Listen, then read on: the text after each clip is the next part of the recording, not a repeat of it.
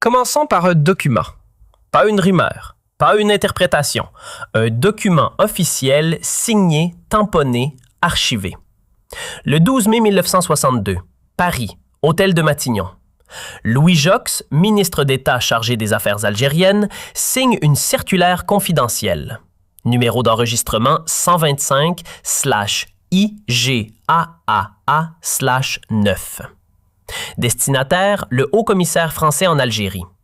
Son contenu, une seule phrase. Je cite textuellement. Toute initiative tendant à l'installation en métropole de Français musulmans ayant servi dans les forces supplétives françaises est formellement interdite, sauf autorisation exceptionnelle signée de ma main.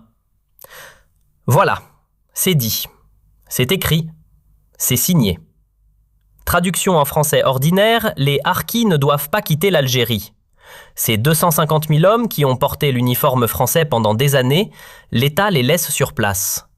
Désarmés, exposés, abandonnés. Mais attendez, reculons de 2 mois. Le 19 mars 1962, les accords d'Évian. L'article 11 de la Déclaration des garanties stipule noir sur blanc qu'aucun Algérien ne sera inquiété pour des faits liés à son engagement pendant la guerre.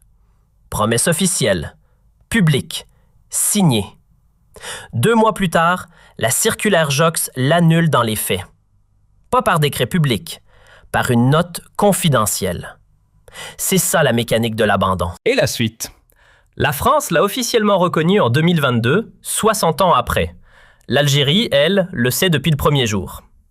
Entre 55 000 et 150 000 personnes massacrées entre juillet et décembre 1962, on appelle ça, avec une pudeur qui frôle l'indécence, les représailles post-indépendance. Alors pourquoi on ouvre ce dossier aujourd'hui? Parce que les harkis ne sont pas une question historique, ils sont un piège mémoriel. Un piège que Paris utilise depuis des décennies pour verrouiller la mémoire algérienne. Et ce piège, on va le démonter. Un chiffre à la fois, un document à la fois. Ce dossier n'est ni pro-harki ni anti-harki. Ce dossier, c'est l'histoire d'un État colonial qui brise un contrat et d'une reconnaissance tardive qui sert aujourd'hui d'arme diplomatique. Avant d'aller plus loin, abonne-toi, active la cloche et dis-moi en commentaire de quel pays tu regardes. Algérie, France, Canada, Belgique, Sénégal, Émirats. Et surtout, question directe dès maintenant. Dans ta famille, est-ce qu'on parle encore de l'été 1962? Oran, Constantine, Kabylie, Saoura, Aurès, peu importe la région. Écris-le. Parce que 64 ans après, ce silence collectif, ni en Algérie ni en France, on ne veut le briser. C'est exactement ce qui permet à Paris d'instrumentaliser ce dossier encore aujourd'hui. Mais avant d'aller plus loin, arrêtons-nous. Parce que le mot « harki », on le balance partout et pourtant, personne ne sait vraiment de quoi il parle. Alors faisons le travail. 5 catégories. Pas une, 5. Un less harki au sens strict. 60 000 hommes au pic de la guerre. Des paysans. Recrutés directement dans leur village, souvent pour protéger leur propre douar face au FLN. Mais attention, recruter est un grand mot. Beaucoup n'avaient pas vraiment le choix. Menaces, pression économique, chantage sur la famille. C'est ça la réalité. 2. Les Moghaznis. 12 000 hommes affectés au SAS, les sections administratives spécialisées. Eux, ils bossent au quotidien aux côtés des officiers français dans les villages. Un rôle différent, un profil différent. 3. Les GAD, les groupes d'autodéfense. Encore 60 000 hommes armés par l'armée française pour tenir des villages. Un engagement souvent tribal, local, ancré dans des logiques qui n'ont rien à voir avec Paris. 4. Et là, les gens oublient toujours cette catégorie. Les militaires réguliers d'origine algérienne. Entre 60 000 et 80 000 hommes. Des soldats de carrière. Certains avaient combattu à Monte Cassino en 1944. En Indochine en 1954. Des hommes décorés. Certains portaient la Légion d'honneur. 5. La plus grande catégorie de toutes, et pourtant la plus invisible dans le débat public, les civils, les familles, les enfants, les parents. Parce que les 60 000 combattants avec leurs familles, c'est en réalité plus de 250 000 personnes. 250 000. Toutes cataloguées comme collaboratrices dès le 19 mars 1962, du jour au lendemain. Retenez ces 2 chiffres. 250 000 personnes au total. 60 000 combattants actifs en 1961. C'est sur ces 250 000 que va s'abattre à partir de l'été 1962 l'une des pages les plus sombres de notre histoire. La double peine à la française. Voilà comment l'État a enfoncé le couteau dans la plaie 2 fois. Premier étage, l'abandon, pur et simple. Le 18 mars 1962, les accords d'Évian sont signés. Sur la table, 2 choix s'offrent au gouvernement de Gaulle. Premier choix, rapatrier tous les harkis et leurs familles, environ 250 000 personnes. Logistiquement lourd, politiquement coûteux, mais faisable. Deuxième choix, les laisser là-bas en espérant que l'article 11 les protège sur le papier. Politiquement confortable à court terme, humainement, une catastrophe annoncée. Paris prend le deuxième choix. Mais ce n'est pas tout. Non seulement l'État décide de ne pas les évacuer, il prend des mesures concrètes pour bloquer ceux qui voulaient le faire à leur place. Des officiers français qui avaient commencé à rapatrier leurs harkis sur des bateaux militaires de leur propre initiative reçoivent un ordre formel de s'arrêter. Certains sont sanctionnés. Et des harkis déjà arrivés sur le sol français, à Marseille, à Toulon, sont renvoyés en Algérie. Renvoyés. En Algérie. C'est ça la circulaire Joxe du 12 mai 1962. Deuxième étage, les camps. Ceux qui arrivent quand même en France, officiellement ou clandestinement, ne sont pas accueillis comme des citoyens français. Ils sont parqués, dans de vrais camps barbelés miradors, baraquements en bois. Le plus connu, le plus sinistre, Rivesaltes dans les Pyrénées-Orientales, un lieu qui a déjà servi à enfermer des républicains espagnols en 1939, des Juifs en route vers les camps de la mort en 1942, des prisonniers allemands en 1944. Dès septembre 1962, Rivesaltes rouvre pour les harkis. 22 000 personnes y passeront. Certaines familles y resteront jusqu'en 1977. 15 ans. Des enfants y naîtront sans avoir jamais connu autre chose. Les autres citent Bias-Saint-Maurice, l'Ardoise, Bourg, Lastic, Larzac.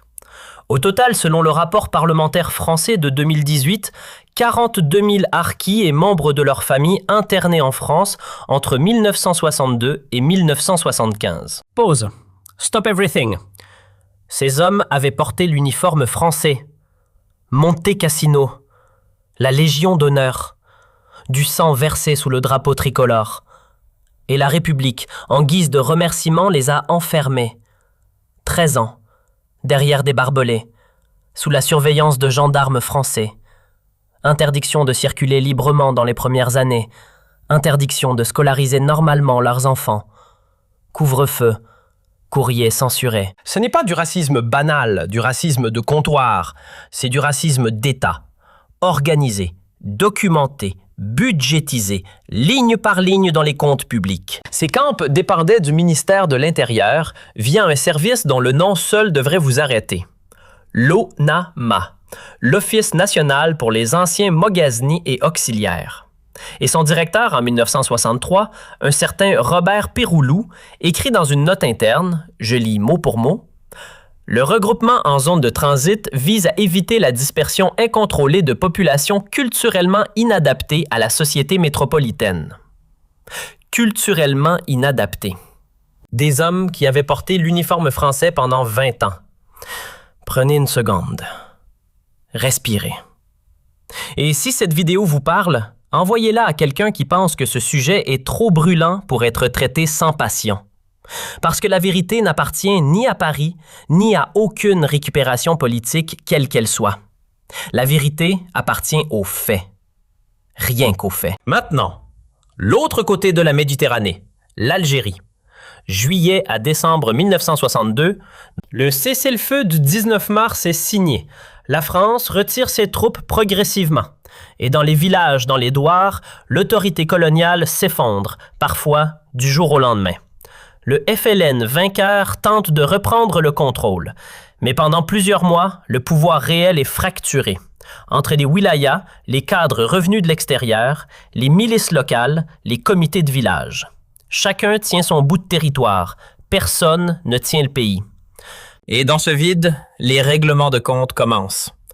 Ici, il faut être précis, chirurgicalement précis, parce que c'est exactement sur cette imprécision que se jouent les instrumentalisations de part et d'autre. Premier fait sans détour. Oui, des massacres ont été commis contre des harkis et leurs familles à l'été 1962. Les chiffres varient. L'historien Jean-Jacques Jordi, qui a eu accès aux archives militaires françaises, avance entre 60 000 et 70 000 victimes. Mohamed Arbi, historien franco-algérien, propose une fourchette de 55 000 à 60 000. Les estimations divergent. Mais les faits, eux, ne divergent pas. Alors parlons chiffres et soyons honnêtes, vraiment honnêtes. Charles-Robert Agéron, l'une des références les plus solides de l'historiographie, situe le nombre de victimes entre 10 000 et 25 000. Le chiffre de 150 000, il circule, oui. Il vient du général Jean-Pierre Fèvre. Mais la communauté académique ne le valide pas. Ce n'est pas une preuve, c'est une estimation isolée. La fourchette la plus sérieusement retenue tourne autour de 40 000 à 60 000 morts. 40 à 60 000 personnes. Laissez ce chiffre atterrir une seconde. C'est massif. C'est tragique. Et c'est un chapitre que l'histoire algérienne officielle ne peut plus se permettre de regarder de biais. Maintenant, la question qui change tout. Qui a tué? Les archives sont là. Elles parlent. Les massacres n'ont pas été planifiés par le GPRA. Ils n'ont pas été ordonnés par les cadres politiques du FLN officiel. Ce qui s'est passé, c'est bien plus complexe et bien plus inquiétant. Des milices locales, des comités de village, des éléments isolés agissant dans un vide total, dans le chaos pur. Et dans plusieurs régions, notamment en Kabylie et dans l'Oranais, des cadres du FLN ont activement tenté de s'interposer. Certains y ont laissé leur peau, attaqués par des foules qui voulaient du sang. Mais voilà le troisième point. Celui qui dérange tout le monde des deux côtés. Ce chaos, ce vide, cette absence de structure dans lequel des milliers de gens ont pu être massacrés. Qui l'a produit?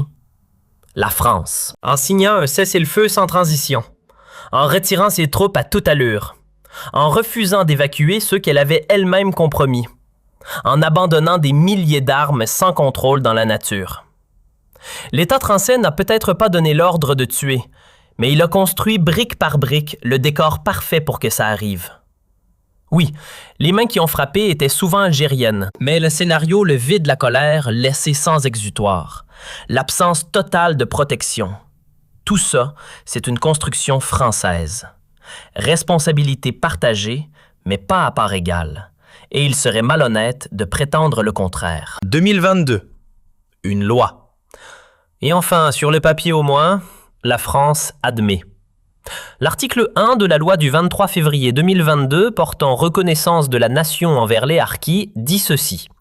Je vous lis le texte exact parce que les mots comptent. La France exprime sa reconnaissance envers les harkis moghaznis et personnels des autres formations supplétives et assimilées de statut civil de droit local qui ont servi la France en Algérie. Elle reconnaît sa responsabilité du fait de l'abandon des harkis et des membres de leur famille rapatriés de force dans des camps, ainsi que des conditions indignes d'accueil sur le territoire métropolitain. Bon, décortiquons ça ensemble. 2. Reconnaissance. L'abandon, ça, ils l'admettent. Les conditions indignes dans les camps, ça aussi, ils l'admettent. Mais regardez ce qui manque. Lisez le texte encore une fois. Cherchez bien. Vous ne trouvez pas la circulaire Jox. Vous ne trouvez pas le refus d'évacuation. Vous ne trouvez pas le vide politique que le retrait français a créé. Ce vide dans lequel des milliers d'hommes sont tombés en Algérie à l'été 1962. Pourquoi cette omission? Ce n'est pas de l'oubli, c'est du calcul. Reconnaître la responsabilité française dans les massacres commis sur le sol algérien, c'est ouvrir un contentieux colossal. Les juristes spécialisés parlent de 8 à 12 milliards d'euros. Alors Paris a tranché, on reconnaît ce qui coûte peu, les camps sur le territoire métropolitain, et on tait ce qui coûterait cher. La responsabilité structurelle dans le drame de l'été 1962 et les chiffres confirment exactement ça. Au moment du vote de la loi, un budget de 6 milliards d'euros était annoncé, versé progressivement sur 10 ans. Le rapport du Défenseur des droits, publié en décembre 2024, révèle qu'à cette date, seulement 47 millions d'euros avaient réellement été distribués. 47 millions sur 6 milliards annoncés, soit 0,78%. Pendant ce temps, les familles attendent, elles vieillissent. Et beaucoup meurent avant d'avoir touché un seul centime. Voilà. On arrive au nœud du problème, le cœur politique de 2026. Et ce cœur, il a un nom. Le piège. Depuis 2022, et soyons précis là-dessus, Paris a transformé le dossier Harkey en arme diplomatique. Pas en devoir mémoriel, en arme. Chaque fois que l'Algérie frappe à la porte de la France, pour les essais nucléaires au Sahara, pour les archives coloniales, pour la vérité sur Ben Midi, pour Ouled Ria et le patrimoine mondial, la réponse française arrive, calibrée, implacable. Et les Harkey? Et 1962? Pourquoi l'Algérie refuse-t-elle de regarder ses propres crimes? Efficace, chirurgical, et ça marche. Pourquoi ça marche? Parce que côté algérien, c'est le silence. Le grand silence. L'été 1962 est un trou noir dans la mémoire officielle. Les manuels scolaires algériens n'en parlent pas ou si peu. Aucune commission vérité n'a jamais été créée. Aucun mémorial ne rend hommage aux victimes algériennes de ces massacres. Rien. Et Paris s'engouffre dans ce vide. Tant que l'Algérie ne regardera pas ses propres responsabilités en face, la France gardera ce dossier dans sa poche comme un joker qu'elle abat à chaque négociation difficile. Alors on pose la question, la vraie, celle qu'on n'esquive pas ici. Qu'est-ce que l'Algérie doit faire pour briser ce piège? 2 options, 2 chemins, 2 destins. Option 1, la politique de l'autruche. Nier, minorer les chiffres, recycler la vieille thèse des représailles populaires spontanées, non organisées, non significatives. C'est le choix de tous les régimes algériens depuis 60 ans. Résultat, le piège fonctionne à plein régime. L'argument français reste valide et l'Algérie reste enfermée. À écarter. Option 2. Le courage politique. Mettre en place une commission vérité et réconciliation algérienne indépendante avec des historiens sérieux, des auditions de témoins, un rapport rendu public et un chapitre lucide inscrit dans les manuels scolaires. Coût politique élevé, bénéfice stratégique considérable. Parce qu'une Algérie qui assume son histoire désarme instantanément le bouclier mémoriel français. Option 3, l'exigence. Pas la supplique. Pas la négociation molle, l'exigence franche, assumée, stratégique. Exiger de la France qu'elle reconnaisse sa responsabilité structurelle, pas symbolique, pas cosmétique, dans ce qui s'est passé. 1962, c'est pas juste une date dans un manuel scolaire, c'est une fracture. C'est une architecture de la honte que personne n'a encore eu le courage de démanteler complètement. Et là, le coup politique, c'est ça. Désarmer le bouclier mémoriel français en retournant l'argument. Vous voulez qu'on parle de mémoire? Très bien. Parlons-en ensemble, symétriquement. Ni déni algérien, ni impunité française. Chacun reconnaît sa part, vraiment pas pour les caméras. C'est ça, l'échange mémoriel équilibré. C'est pas de la faiblesse, c'est de la géopolitique adulte. Option 4. Ouvrir un mémorial national algérien pour toutes les victimes civiles, sans distinction. Celles tombées sous les balles françaises, celles fauchées dans le chaos de l'été 1962, un mémorial qui contextualise, qui explique, qui nomme les structures ayant permis ces massacres et pourquoi, pour des raisons de contentieux financiers. Voilà ce que ça veut dire, un mémorial honnête. 5e point, les 6 milliards d'indemnisation promis en 2022. Fin 2024, seulement 47 millions avaient été versés. Faites le calcul, 0,78%. 0,78. Pendant ce temps, les familles attendent toujours. Pas symboliquement, concrètement. Elles attendent. 6e point, et c'est là que ça devient politique. Paris utilise aujourd'hui le dossier Harkey comme un bouclier mémoriel. Pour faire quoi? Pour neutraliser les revendications algériennes légitimes sur les essais nucléaires au Sahara, sur les archives encore inaccessibles, sur Ben Midi, sur Ouled Ria. C'est un piège. Et sortir de ce piège, ça demande de la lucidité. Pas du déni, pas de la nostalgie, pas de la politique. Si cette vidéo t'a montré que ce dossier n'est ni pro-France, ni pro-Algérie, mais pro-vérité, alors j'ai besoin que tu fasses 3 choses simples. Like, abonnement partage. Partage-la à un ami qui pense qu'on ne peut pas parler de ça sans se battre. Partage-la à un étudiant qui n'a entendu qu'une seule version, la version officielle. Partage-la à quelqu'un de la diaspora qui porte ce silence depuis 60 ans sans jamais avoir eu les mots pour le dire. Parce que briser un silence de 60 ans, c'est le premier acte d'une mémoire adulte. Gloire à nos martyrs. Gloire à nos martyrs.